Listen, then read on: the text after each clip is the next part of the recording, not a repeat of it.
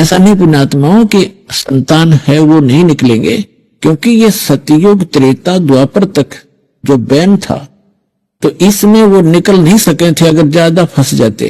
तो अब तो बच्चे होंगे, वो भी अच्छी बात है, उनको भगवान की भक्ति, उनके संस्कार अच्छे बन जाएंगे, वो भी पार होंगे, और हमारा उनका जो कर्ज है वो भगवान माफ कर देगा। जैसे पीछे हरियाणा सरकार ने कर्जे माफ कर दिए किसानों के, जो भी जिसने ले रखा था, मजदूरों ने या जैसे भी, तो वो फ्री हो गए और आगे ठीक चलेंगे तो अपना सुख होगा। ऐसे ही परमात्मा भी अपने बच्चों का, ये जो आपका एक दूसरे का कर्जा है, बेटा बेटी बनकर आए हैं, कोई पिता बनकर आया है निकम्मा है, पिता शराब पीता है, बेटा कुमावा है, तो वो ले रखा है उसने कर्जा, वो पूरा कर रहा है। सुखदेव ऋषि ने कहा था, जब जन्म लेते ही उठकर चल पड़ा मां के गर्भ से, 12 वर्ष की आयु का शरीर बन गया, और वेद व्यास जी उसके पिता कहने लगे, बेटा दर्शन तो दिखा दे, रसकल तो दिखा दे, तेरी 12 वर्ष बाट देखी, इंतजार की मैंने। सुखदेव ऋषि कहते हैं कि व्यास जी, ना जाने कितनी बार मैं तेरा बाप हो दिया, ना जाने तू कितनी बार मेरा पिता हो दिया, ये तो बुरा झंझट है। अब मैं इस मोह में फंसू नहीं, तेरी तरफ देख लूंगा, मेरी आस्था पिता रूप में हो जाएगी। आप तो ग्रस्त हैं ही इस कीचड़ में, यूं कह करके वहां से अंतर ध्यान हो गया, आकाश में उड़ गया। ऐसी सिद्धि सी पिछले जन्म के संस्कार, बैटरी चार्ज थी इसकी, लेकिन पार नहीं हो सका था जब तक सच्चा नाम नहीं मिलेगा।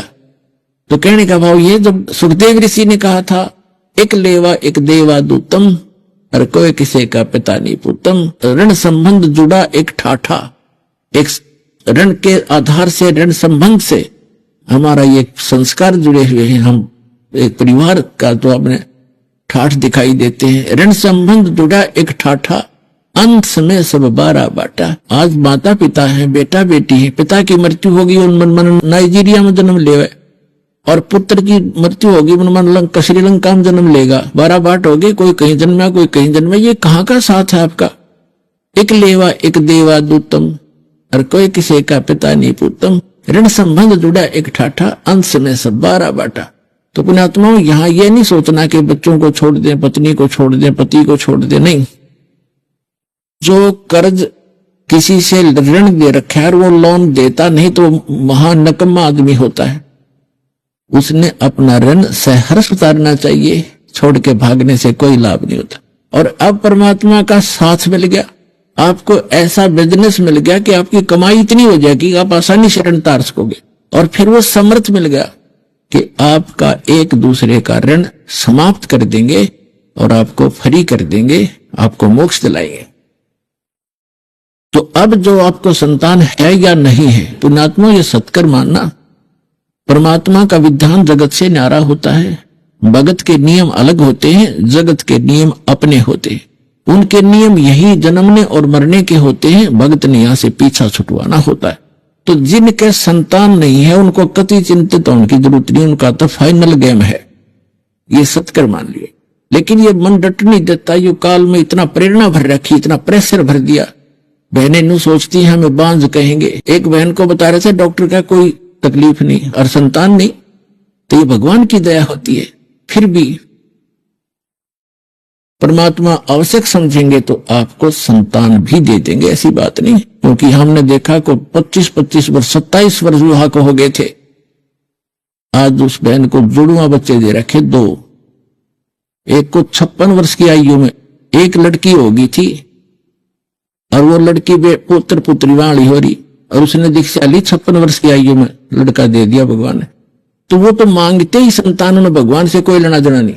तो ऐसे तो फिर परमात्मा कहते हैं भक्ति तो करोगे तो सारे नियमों से परिचित होना चाहिए, और उचित समझेंगे तो आपको संतान देते उन्हें के देर लगे, हाथ जुड़वा देगा संतान से आपकी, कोई बात है या।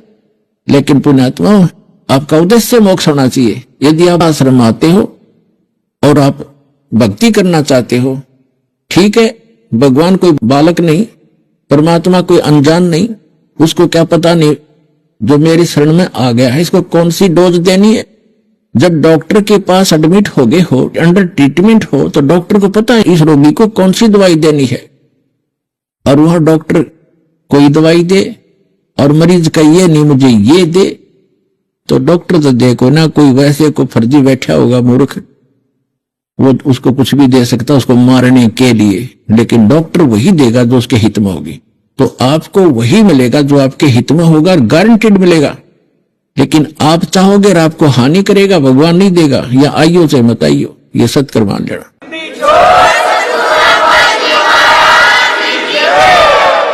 जो प्रसंग चल रहा है कि सतयुग में परमात्मा सत्सुकृत नाम से आए, त्रेता में परमात्मा मुनिंदर नाम से आए, और मुनिंदर नाम से जब आए थे वही आत्माएं जो सतयुग में थी, विद्याधर ब्राह्मण और दीपिका वाली, वही आगे वेद ब्राह्मण और सूर्य वाली आत्मा बनी, और उनको फिर परमात्मा वो भी निसंतान थे। ऐसे ही कमल के फूल पर मिले वो उठा कर ले गए, कुंवारी गाय से उनकी परवरिश हुई। अब जब त्रेता युग में परमात्मा आए, उन्होंने कुछ लीलाएं की। कैसी लीलाएं की? रे नल नील यतन करे हार, तब सतगुरु से करी पुकार। रे नल नील यतन करे हार, तब सतगुरु से करी पुकार। जा सतरेखा लिखी अपार सिंधु पे, सिला तिराने वाले। जा सतरेखा लिखी अपार सिंधु पे, सिला तिराने वाले। धन धन सतगुरु सत कबीर, भक्त की पीड़ मिटाने वाले। भक्त की पीड़ मिटाने वाले, भक्त की पीड़ मिटाने वाले। धन धन सतगुरु सत कबीर, भक्त की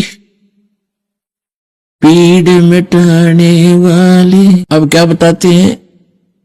जैसा कि आप जी ने रामायण के अंदर सुना हुआ है, पढ़ा हुआ है बहुत सा, कि समुद्र के ऊपर पुल के बनाने का जो प्रकरण था हम बहुत प्रकार से सुना करते थे। कभी कोई कहता था श्री राम ने समुद्र पर पत्थर उतरा दिए, और कोई कहता था कि हनुमान जी ने उस पर राम नाम लिख दिया, पत्थर तैर गए। कोई कहता था नल नील के हाथों में एक ऐसी शक्ति थी, उनके हाथ से पत्थर डूबते नहीं थे, उससे तैरे। ये था खिचड़ी ज्ञान, इनकम्प्लीट नॉलेज। कहते हैं little knowledge is the dangerous thing. ये अधूरा ज्ञान था जिसका कोई सिर पैर नहीं था। अब उस नल नील तेरे या श्री राम से तेरे या हनुमान ने उस पर राम लिख दिया, उससे तेरे कोई एक फाइनल तो करो। अब ये फाइनल होगा। ये नल नील कौन थे? ये दोनों आपस में मौसी के बेटे थे, यानी इनकी माताएं बहन थी, और इनके ऊपर 3 ताप का बहुत भयंकर दुख था, जिस कारण ये मेंटल हो गए थे।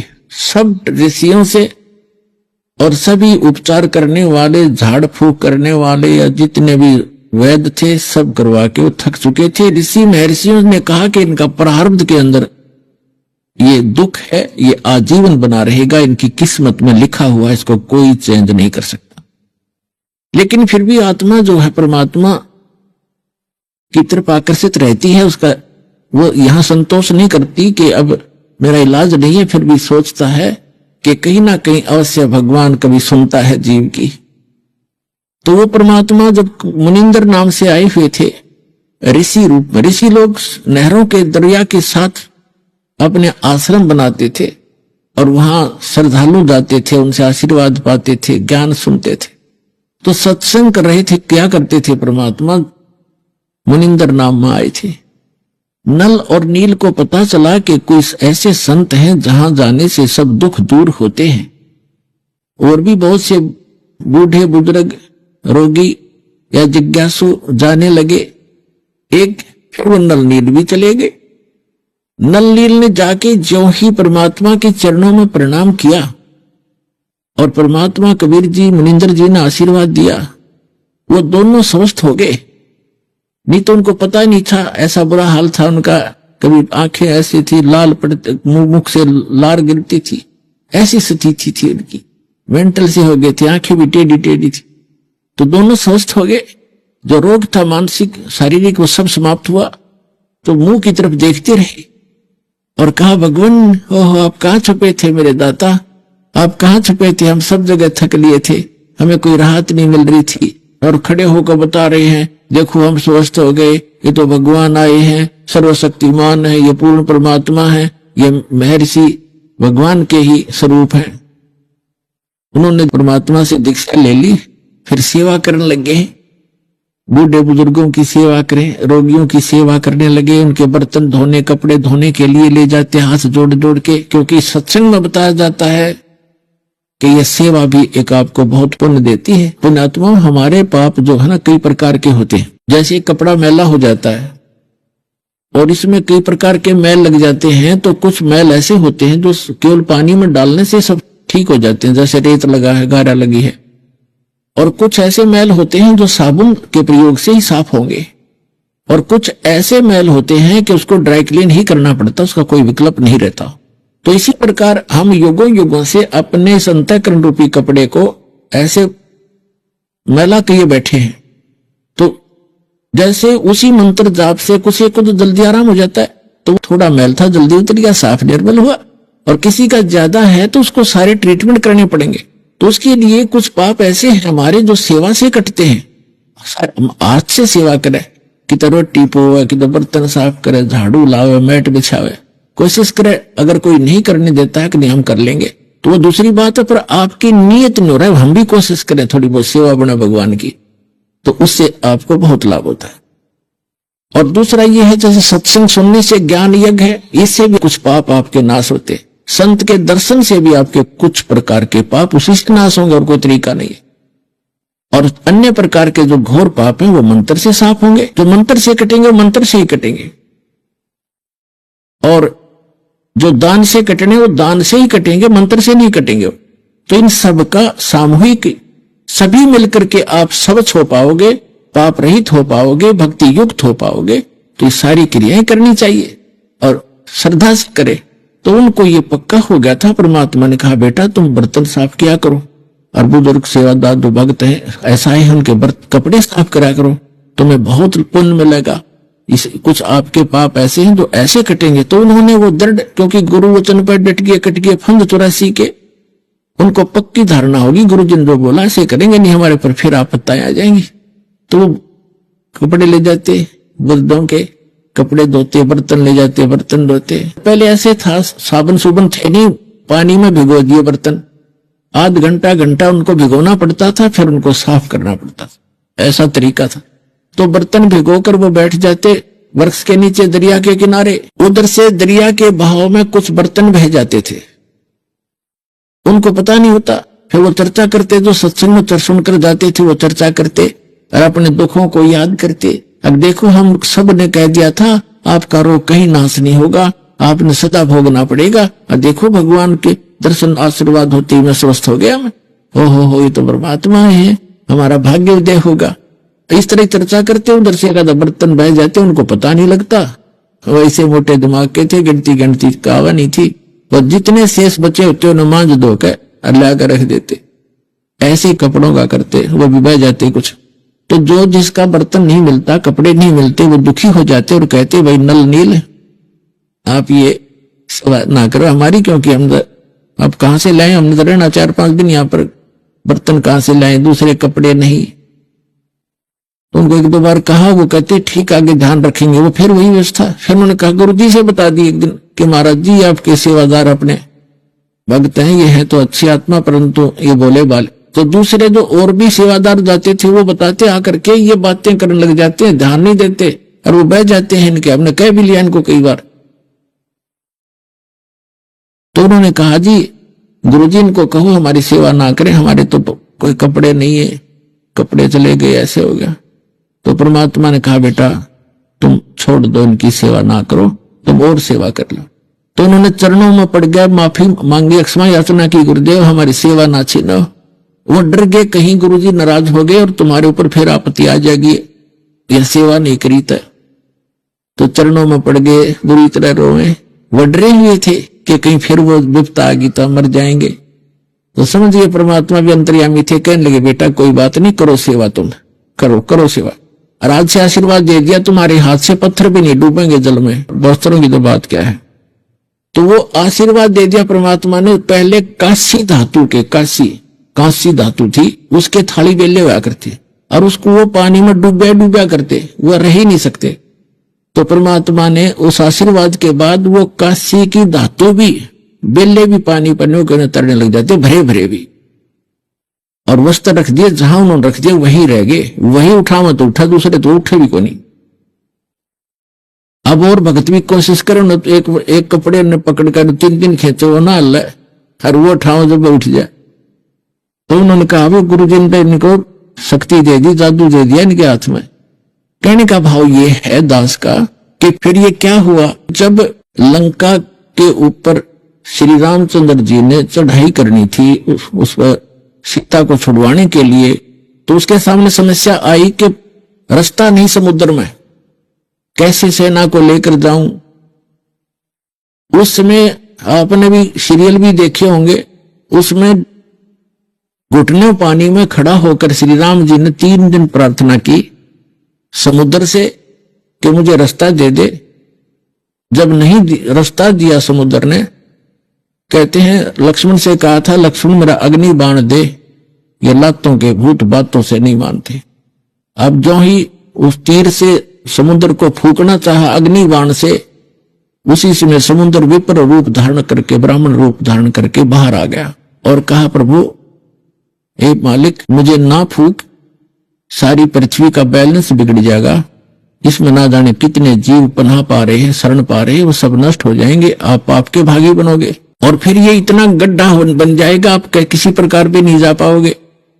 आप ऐसा काम करो सर्प भी मर जावे, लाठी भी ना टूटे। श्री रामचंद्र जी ने कहा कि बोलो वो कौन सा तरीका बताइए। कि आपकी सेना में नल और नील नाम के 2 आपके सेना के अंदर हैं, शिल्पकार भी हैं, वो उनको उनके गुरुदेव से प्राप्त, उनके हाथ में एक शक्ति है, उनके हाथ से पत्थर भी नहीं डूबते, आप उनका सहयोग लीजिए। नल नील को बुलाया गया, नल नील से पूछा कि क्या तुम्हारे हाथ में ऐसी कोई करामात है। तो उस दिन वो फोड़ गए, अभिमान हो गया उनमें कि हाँ जी है, कि कुछ ट्राई करके दिखाओ भाई, ट्रायल दिखाओ। नल नील दोनों ने एक एक पत्थर उठाया रखा, दोनों डूब गए। फिर उठा के लाए, वो दोनों फिर डूब गए। अब उस असमंजस में पड़ गए, या क्या हुआ आज हमारे साथ। उनके मन में ये वहम हो गया, उनके अभिमान छा गया कि यदि हम कोई प्रार्थना अपने गुरु से करेंगे तो ये नहीं सोचेंगे ये तो शक्ति कहीं और से लेते हैं, इनमें नहीं है। इसमें विपर रूपधारी समुद्र ने कहा कि नल्लील तुमने गजब कर दिया, तुमने आज अपने गुरुदेव को याद नहीं किया, जिस करके तुमने हानि करी। याद करो उस परम पिता अपने गुरुदेव को, गुरु को याद करके कोई काम करना चाहिए, तब सफल होता है। नरनील भी समझ गए इस बात को। तो अपने आत्माओं परमात्मा कहते हैं कि जैसे माता गर्भ को रख यतन बना और ठेस लगे तो छन होए, तेरी ऐसे भक्ति जावे। जैसे किसी बहन को गर्भ होता रहता है और वही जानती है उसको कैसे प्रफुल्लित किया जाएगा। रात्रि के समय करवट लेती है तो भी डरती है कहीं दाब ना आ जा, मेरा लाल खराब हो जाए। चलते फिरते भी बहुत सावधानी बरतती है, कहीं पैर ना ऊंचे नीचे में टिक जाए और मेरा बच्चा गर्भनाश हो जाए। तो कहते हैं ये भक्ति जिस दिन आपको सत भक्ति सत्संग से, पूरे संत से मिलती है, ऐसे आपके अंदर एक भक्ति रूपी लाल आपकी आत्मा में शुरू हो जाता है बनना। और उसको ऐसा सावधानी से प्रफुल्लित करना पड़ेगा जैसे माता गर्भ को राख यत्न बना और ठेस लगे तो छन्न हो, तेरी ऐसे भक्ति जावे, नाश हो जाएगी भक्ति का। फिर रोती रह जाती वो बहन, उसका पेटा नहीं भरता, जिसका गर्भ नाश हो जाता है। फिर शुरुआत कभी हो ना हो। तो इसलिए पुण्यात्मा नल नील में गलती करी, उसकी सजा तुरंत मिली। फिर उन्होंने भगवान परमात्मा को याद किया। रे नल नील यतन कर हार, तब सतगुरु से करी पुकार। रे नल नील यतन कर हार, तब सतगुरु से करी पुकार। जा सतरे खा लिखी अपार सिंधु पे चला तिराने वाले। जा सतरे खा लिखी अपार सिंधु पे सिला तिराने वाले, धन धन सतगुरु सत कबीर भक्त की, पीर मिटाने वाले।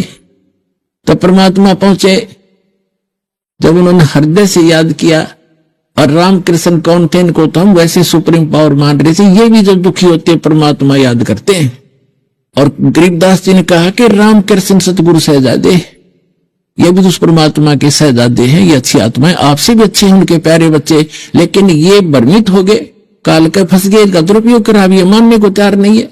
लेकिन कोई भी बच्चा माता पिता का बिगड़ जा, गलतियां करता है भारी भारी, तो भी उनके हृदय में जगह नो की नो रहती है। बेटा तो है ही, बेटी तो है ही, वो ममता तो साथ ही है। तो परमात्मा के बारे में गरीबदास जी ने कहा कि रामकृष्ण सतगुरु शहजादे और भक्ति है तीनों होए प्यादे। कहते तीनों देवा कमल दल बसे, ये तीनों देवता हमारे कमलों के अंदर रहते हैं। ब्रह्मा विष्णु महेश और प्रथम इनकी वंदना, फिर सुन सतगुरु उपदेश। तो श्री राम ने भी फिर देखा भी समुद्र, ये नल्ली लाड़ी बात भी बिगड़ गई। अब क्या होगा, जो भगवान को ही याद करता प्राणी हार के, तो उसका भी दुख निवारण करना था श्री रामचंद्र का भी, और नल नील को भी शिक्षा देनी थी। हमारे लिए प्रमाण छोड़ना था कि बकवाद नहीं चले इस भक्ति मार्ग में, आजीवन सावधान रहना पड़ेगा। तो परमात्मा आते दिखे दूर से। किसी ने कहा कि महर्षि महात्मा कौन आ रहे हैं, नल नील की नजर गई कि तो गुरुजी आगे हैं, सतगुरु आगे हैं। बाजकर चरणों में दंडोत प्रणाम किया, तब तक भगवान निकट आ गए। तब श्री रामचंद्र जी ने अर्ज किया कि हे ऋषि जी, मेरे ऊपर बहुत बड़ी आपत्ति है। सारी कथा सुनाई। परमात्मा बोले मुझे पता है, और कहा कि ऐसा दुर्भाग्य है मेरा कि आज आपके इन शिष्यों के हाथों में भी यह शक्ति नहीं रही, इनके हाथों से भी पत्थर नहीं तैर रहे, मेरा दुर्भाग्य है। तो परमात्मा ने कहा कि अब इनके हाथों से कभी तैरेंगे भी नहीं, क्योंकि इनमें अभिमान सा गया। तब श्री रामचंद्र जी ने कहा जी फिर मेरा क्या होगा। परमात्मा बोले करता हूं इलाज। एक सोटी ले रखी थी परमात्मा ने, डंडी हाथ में छड़ी, डोगा सा। कहने लगे मेरे साथ साथ आ जाओ। एक बहुत बड़ा पहाड़ था, उस पहाड़ के चारों तरफ परमात्मा ने ऐसे अपनी उस सोटी ते, छड़ी ते, डंडी ते रेखा खींच दी कि इसके बीच बीच के पत्थर मैंने हल्के कर दिए, उठाओ और पुल बनाओ। तब वो पत्थर तरे थे भाइयों। अभी तक कोई का राम ने तार दिए, कोई का नल ने तरा दिए, कोई तो हनुमान ने राम का नाम लिख दिया, तर गए। हनुमान तो अपना दैनिक क्रिया करा करता, वो तो पत्थर पे वैसे लिख लेता था राम राम राम, ताकि सामने वाले भी देखें। क्योंकि भक्ति जो करनी होती है वो मंत्र काम करते करते करना होता है। तो उस राम राम जाप नहीं था उनका। तो राम को तो सिर्फ सामने वाला पढ़ेगा देखेगा तो भी 2 बार तो राम राम कहेगा। इस तरह वो क्रियाएं थी, बाकी उनसे राम नाम से वो नहीं तरह था। अब कहते हैं जगत का पेखना पेख्या, धनी का नाम ना लेखा। अब एक दूसरे के सिर पर धरे बैठे, उसने ऐसे कर दिया, उसने ऐसे कर दिया, किंतु जो करने वाले का तो जिक्र भी नहीं। तो इस प्रकार त्रेता युग में आए थे भगवान मुनिंद्र रूप में परमात्मा। उसमें नल नील को स्वस्थ किया और श्री रामचंद्र जी के ऊपर जो पहाड़ जैसा दुख था वो पुल बनवाया। और परमात्मा कहते हैं कि धर्मदास जी को समझाते हैं कि तुम इन रामकृष्ण को भगवान मान बैठे, किस आधार से? एक छोटे मोटे इनकी लीला देखकर कैसे कि श्री कृष्ण जी को तुमने राम मान लिया, भगवान मान लिया, कि उसने गोवर्धन पर्वत उठा लिया, गिरिराज बोलो जिसने। और आपके पुराण बताते हैं, आप खुद कथा सुनते और सुनाते हो कि शेषनाग सारी सृष्टि ने ठारा, जिसको ऊपर पृथ्वी भी सारे लोग ग्रह भी परह भी। तो एक पहाड़ के ठाण तो भगवान मान लिया, तो शेषनाग क्यों नहीं माना तुमने परमात्मा? और फिर आप ये भी कथा सुनते हो हनुमान जी द्रोणागिरी उठा ले, तो हनुमान भगवान क्यों नहीं? क्या बताते हैं कि गोवर्धन श्री कृष्ण धारो और द्रोणगिरी हनुमंती, शेष नाग सब सृष्टि उठारा, इनमें कौन भगवंत। फिर क्या बताते हैं? कहते हैं समुद्र पाट लंका गयो, वो सीता को भरता रे, और अगस्त ऋषि ने ये सातों पी लिए, इनमें कौन करतार। एक अगस्त ऋषि वे जिनमें ऐसी सिद्धि थी कि उन्होंने एक घूंट में सातों समुद्रों को पी लिया था, खत्म खाली कर दिया था इसको, फिर प्रार्थना करी तो वापस उसको छोड़ा था। तो परमात्मा कहते हैं तुम मानते हो कि श्री रामचंद्र जी ने समुद्र पर पुल बना लिया इसलिए भगवान मान लिया। कहते अगस्त ऋषि ने सातों पी लिए थे, वो क्यों ना भगवान माना। फिर कहते काटे बंधन विपत में, कठिन की ओ संग्राम, चिन्हो रे नर प्राणिया, ये गरुड़ बड़ो के राम। ओए होए, कहते तुम्हारा भगवान श्री रामचंद्र जिसको तुम भगवान मानते हो, वो तो नागफास में आगे थे सारी सेना सब समेत, और गरुड़ ने आकर तुम्हारे भगवान का बंधन काटा था श्री राम का। तो गरुड़ बड़ा हुआ कि तुम्हारा श्री राम बड़ा हुआ, कुछ तो बुद्धि से काम ले लो।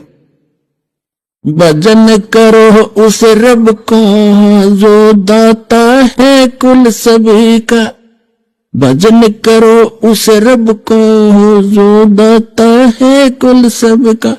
वो है कबीर इज गॉड, धानक रूप रहा करतार, अनंत कोट ब्रह्मांड का, एक रति नहीं भार, और सतगुरु पुरुष कबीर है ये कुल के सिरजनहार। हम सुल्तानी नानक तारे दादू को उपदेश दिया, जात जुलाहा भेद नहीं पाया काशी माए कबीर हो।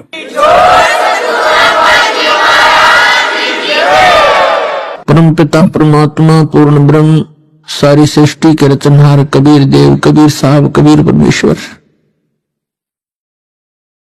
ये हमारे हमदर्द हैं, हमारे पिता हैं, हमारे जनक हैं। चींटी से लेकर हाथी के, रंग से लेकर राजा के, और देव से लेकर महादेव और सुरपति इंद्र तक के वो ही जनक हैं। दुर्गा देवी और ज्योति निरंजन ब्रह्म सरपुरुष और अक्षर पुरुष के भी जनक वही हैं। अक्षर पुरुष की उत्पत्ति भले ही अचिंत से हुई है, अचिंत भी उसी परमात्मा कबीर साहब का पुत्र है, उनका ही दिया वचन से अक्षर पुरुष की उत्पत्ति अचिंत के माध्यम से हुई थी। तो पुण्यात्माओं, आप जिस लोक में रह रहे हो ये लोक ठीक नहीं, ये महागंदा स्थान है, और यहां कोई ना रहा ना रहेगा। परमात्मा स्वयं आते हैं इस काल के जाल को समाप्त करने के लिए, अज्ञान हटाने के लिए, और हमें अपना निज स्थान बताने के लिए, जहां हम पहले रहा करते थे, जहां कोई दुख नहीं था।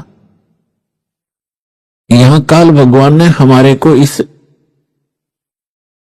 5 तत्वों की कैद में बेड़ी लगा रखी है, रोक रखे हैं इस बॉडी में।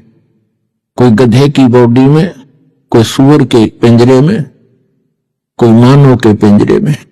ये जीव इस शरीर रूपी पिंजरे में और 21 ब्रह्मांड रूपी कैद में रोक रखा है। यहां कोई सुखी नहीं है, यहां के प्रबंधक भी सुखी नहीं है, जो ब्रह्मा विष्णु महेश 3 व्यवस्थक बताए जाते हैं। और हम जिस लोक में रह रहे हैं ये काल भगवान का लोक है। काल से अंडरस्टूड है कि वो क्या चीज है, क्या वस्तु है। ये काल नाम ही अपने आप को डिफाइन करता है।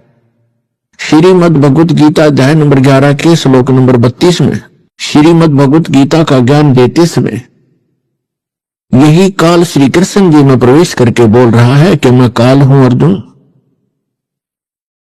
और सभी को खाने के लिए अब प्रवृत्त हुआ हूं, सबका नाश करने के लिए। गीता अध्याय नंबर 11 के श्लोक 21 में अर्जुन कह रहा है कि भगवान आप तो ऋषियों को भी खा रहे हो, आप तो सिद्धों को भी खा रहे हो, जो वेद मंत्रों से आपकी स्तुति भी कर रहे हैं, आप उनको भी नहीं बख्श रहे हो। कोई आपकी जाड़ों में लटक रहे हैं, कोई आपके मुंह में प्रवेश कर रहे हैं। तब इसने कहा कि मैं काल हूं भाई, मैं सबको खाने के लिए अब प्रवृत्त हुआ हूं। तो पुण्यात्माओं, श्री कृष्ण जी काल नहीं थे। उन्होंने पहले कभी अपने आप को काल नहीं कहा, उसके बाद कभी काल नहीं कहा। और ये कहना कि मैं अब प्रवृत्त हुआ हूं, श्री कृष्ण तो पहले वहां विद्यमान थे। इसका नाम काल है। परमात्मा ने आकर बताया है, जो सबके पिता हैं, सबके जनक हैं, कि इस काल को 1,00,000 मानव शरीरधारी प्राणी नित्य खाने पड़ते हैं। उसके लिए सब अपनी व्यवस्था करवा रहा है। अपने तीनों पुत्रों से रजगुण युक्त ब्रह्मा जी को कर रखा है, सतगुण युक्त विष्णु जी को और तमगुण युक्त श्री शिव जी को, शंकर जी को। इन तीनों से ही ये सब व्यवस्था अपनी करवा रहा है। ब्रह्मा जी से निकल रही तरंगों, उसके अंदर से निकल रही उस वासना से हम सभी जीव प्रभावित होते हैं और संतान उत्पत्ति करते ही करते हैं। विष्णु जी के अंदर से निकल रही सतोगुण की तरंगों, उसके अंदर वो वासना निकलती है जिससे हम प्रभावित होकर के यहां एक दूसरे के साथ मोह के अंदर, ममता के अंदर ग्रस्त रहते हैं। हमारे बस की बात नहीं कि हम यहां से ये मोह हटा सके।